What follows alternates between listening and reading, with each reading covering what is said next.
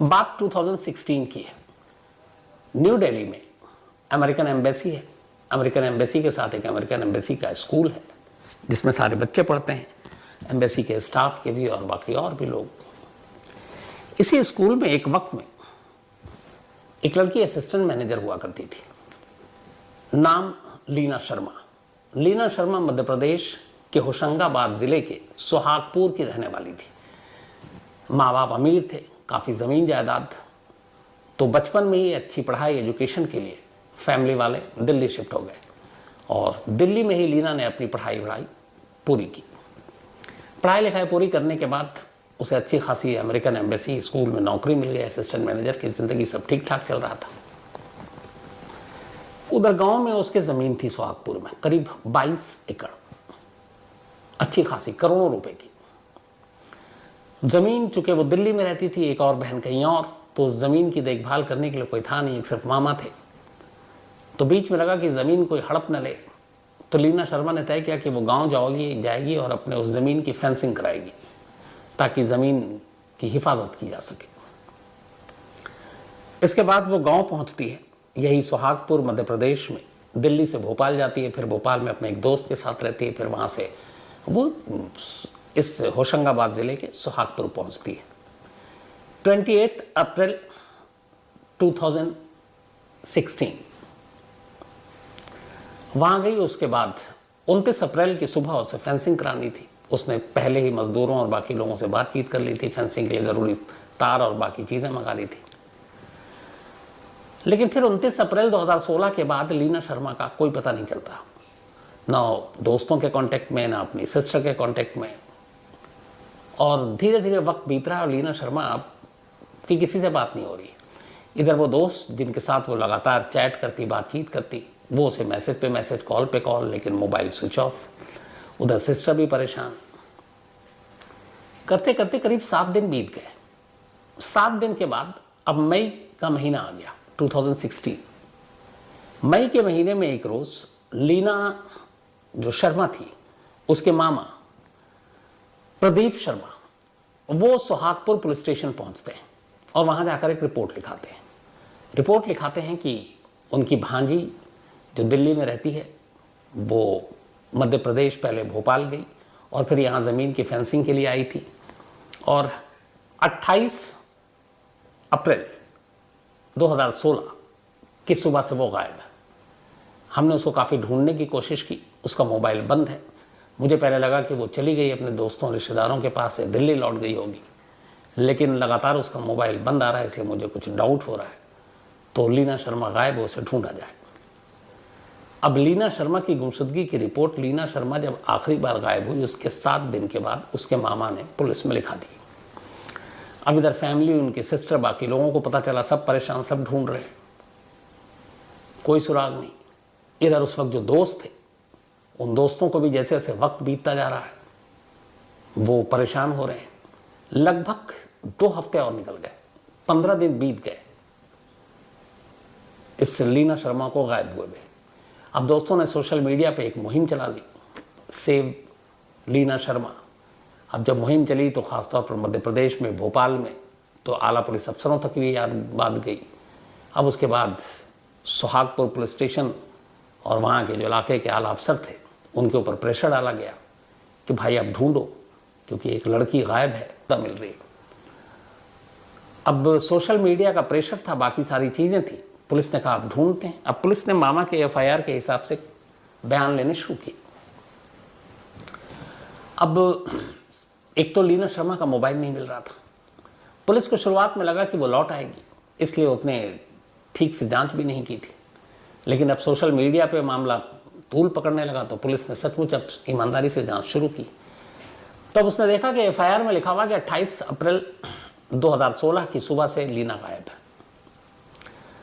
अब उसका मोबाइल नहीं मिल रहा है। पुलिस ने मोबाइल को सर्विलांस पे लगा दिया था।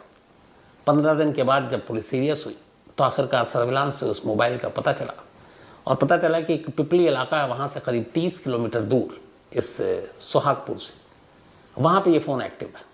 पुलिस की टीम वहाँ पहुँची, उस लोकेशन और सर्विलांस के ज़रिए एक लड़के तक पुलिस पहुँची। उस लड़के के पास पहुंची तो पता चला कि ये वही मोबाइल है जो लीना शर्मा इस्तेमाल कर रही थी गायब होने से पहले। पुलिस ने लड़के को गिरफ्तार कर लिया। उसने कहा कि देखिए, मैं कोई चोर नहीं हूँ, ना चुराई है, ये मुझे एक ट्रेन में मिली है और उस ट्रेन में ये लावारिस फ़ोन पड़ा हुआ था तो मैंने उठा लिया। अब उस लड़के के बारे में जब छानबीन की गई तो पता चला कि हाँ, वो ठीक ठाक लड़का है, उसके खिलाफ कोई क्रिमिनल रिकॉर्ड भी नहीं है। तो पुलिस ने उसके बयान लेकर उसे छोड़ दिए। अब मोबाइल लीना का पुलिस के हाथ में, CDR निकाला गया, कॉल डिटेल। जब कॉल डिटेल निकाला गया तो जिस दिन आखिरी, जब FIR के हिसाब से गायब हुई थी, आखिरी तमाम कॉल्स पे पुलिस ने अपनी पूरी जांच का दायरा वहां पे लगा दिया। जो लीना का मोबाइल था, जब वो गायब हुई, जो लास्ट एक नंबर था वो अननोन नंबर था। पुलिस ने उस नंबर को वापस कॉल किया तो पता चला कि वो नंबर एक ऑटो ड्राइवर का है। पुलिस की टीम उस ऑटो ड्राइवर को लेकर आई और उस ऑटो ड्राइवर से अब पूछताछ हुई। उसे पूछा गया कि ये तुमको लास्ट कॉल, तुम कौन, कैसे जानते हो लीना शर्मा को? तब उसने बताया कि हाँ, मैं जानता हूँ, मैं इनको 29 अप्रैल की सुबह 9 बजे अपने ऑटो से लेकर गांव गया था। उन्हें कहीं अपनी ज़मीन की फेंसिंग करानी थी। तो पुलिस ने कहा कि तुम झूठ बोल रहे हो, तुम 29 अप्रैल को कैसे जा सकते हो? तो उसने बोला नहीं, मैं 29 अप्रैल को ही गया हूँ। अच्छा, कॉल डिटेल जो है वो 29 अप्रैल का है, 29 अप्रैल को। अब पुलिस का यहाँ से माथा ठनका। उसने कहा कि ये कॉल डिटेल भी 29 का, यानी 29 को एक्टिव थी लीना। उसने कॉल किया सुबह और जिस नंबर पे कॉल किया वो कॉल एक ऑटो ड्राइवर को किया और ऑटो ड्राइवर उनके सामने बैठा गवाही दे रहा है। लेकिन दूसरी तरफ जो FIR है, उस FIR में लीना की गुमशुदगी की तारीख लीना के मामा ने 28 अप्रैल सुबह लिखाई है, मतलब 24 घंटे पहले। पुलिस को लगा हो सकता है मामा शायद भूल गए हों तारीख। इस ऑटो वाले और मोबाइल की बात पुलिस ने अभी छुपा कर रखी। अब पुलिस ने फिर मामा को बुलाया इस बहाने से कि हम उसकी तफ्तीश तलाश कर रहे हैं, कुछ और जानकारी हो तो आप दीजिए। मामा ने फिर वही कि नहीं, हमें तो कुछ मालूम नहीं, यहाँ से चली गई थी, ज़मीन फेंसिंग कराने के लिए आई थी। तो पुलिस ने घुमा फिरा कर पूछा कि अच्छा, फिर 28 अप्रैल की सुबह आपने क्या क्या किया था? ये था। तो उसने अपनी वही कहानी सुनाई, वो मिलने वाली थी लेकिन आई नहीं। फिर पुलिस ने कंफर्म किया कि आप कहीं डेट में कन्फ्यूज़न तो नहीं है, कहीं 26, 27, 28, 29 तो नहीं है कुछ? बोला नहीं, मुझे अच्छी तरीके से याद है, उस दिन 28 अप्रैल था। जब पुलिस ने हर तरफ से कंफर्म कर लिया कि 28 अप्रैल पे ही अड़ा हुआ है, उसके बाद फिर पुलिस ने जो प्रदीप शर्मा मामा है, अब उनसे तमीज़ से पूछताछ की। असल में प्रदीप शर्मा एक कांग्रेस के लीडर हुआ करते थे वहाँ पे, और इलाके में अच्छा खासा दबदबा, तो कोई बोलता भी नहीं था खिलाफ। लेकिन यहाँ एक FIR और एक गई थी लीना को लेकर, उसमें बहुत सारे दोस्त बाकायदा सोशल मीडिया पर लिख रहे थे कि लीना का अपने मामा के साथ अच्छा रिश्ता नहीं है क्योंकि मामा ने उसके बहुत सारी ज़मीन हड़प रखी है, तो मामा से पुलिस क्यों नहीं पूछताछ कर रही है। अब जब FIR की तारीख क्लैश की 28 अप्रैल और ऑटो ड्राइवर का बयान 29 अप्रैल, तब पुलिस को लगा कि दाल में काला है। इसके बाद फिर पुलिस ने मामा को उठाया, तसल्ली से पूछताछ की।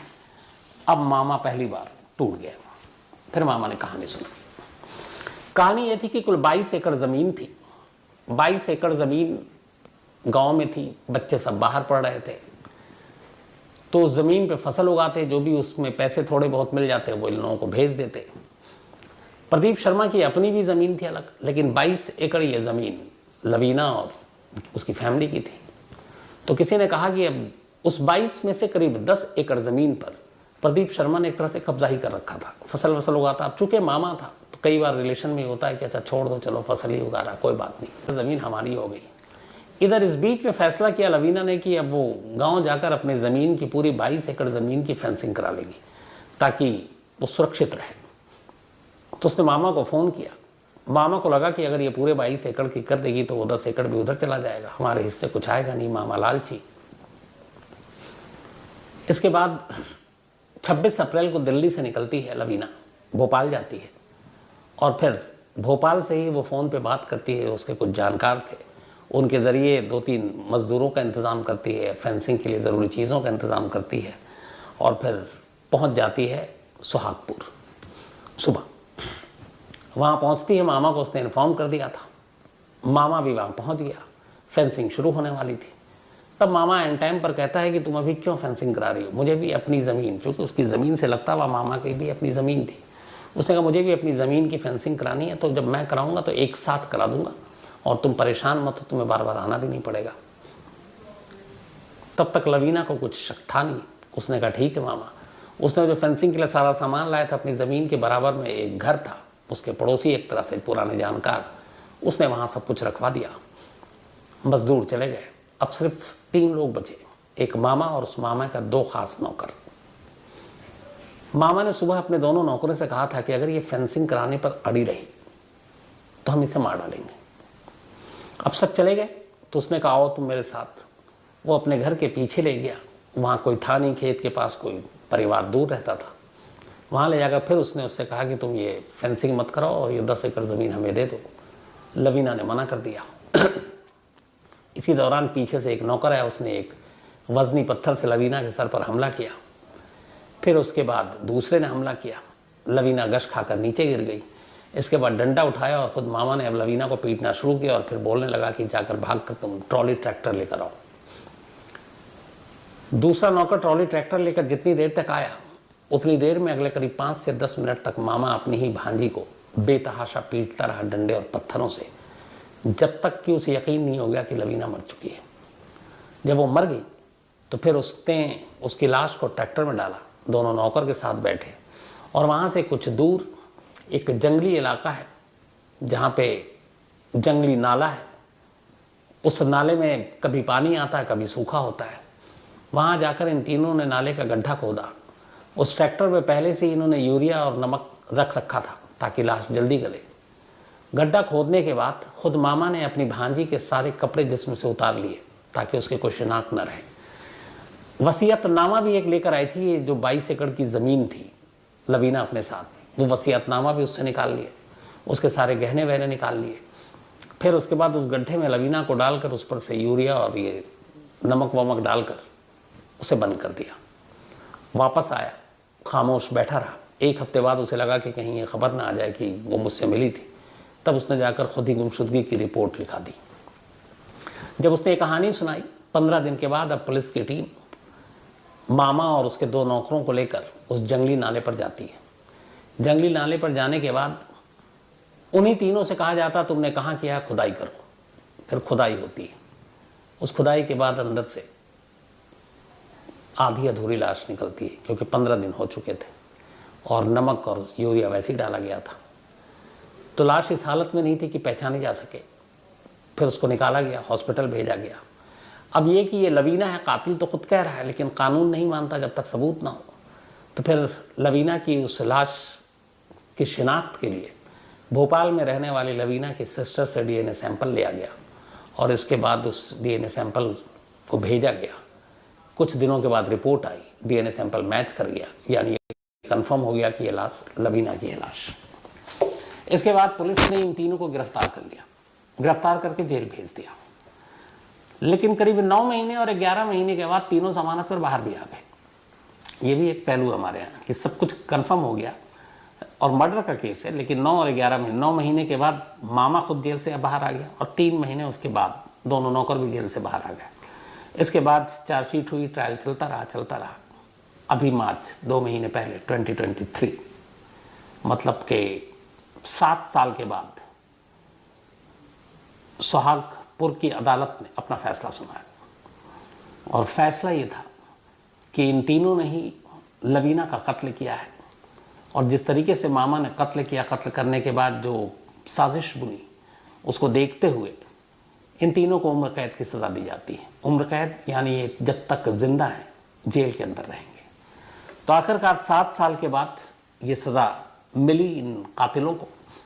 लेकिन इधर कहानी का एक दूसरा पहलू ये था कि मामा जेल के अंदर चला गया, मुकदमा लड़ा जा रहा है, लवीना मारी जा चुकी है, लेकिन जिस ज़मीन के लिए झगड़ा हुआ, 10 एकड़ की ज़मीन, वो पिछले 7 सालों से उसी मामा के ही परिवार के कब्जे में था। फसल उग रही थी, वही परिवार के लोग ही उसके पैसे खा रहे थे। तो अदालत में लवीना की तरफ से वकील ने भी ये मुद्दा उठाया।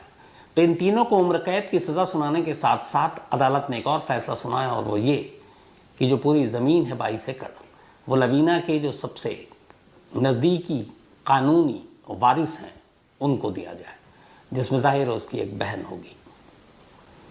तो इस तरीके से ये कहानी अपने अंजाम को पहुंचती है।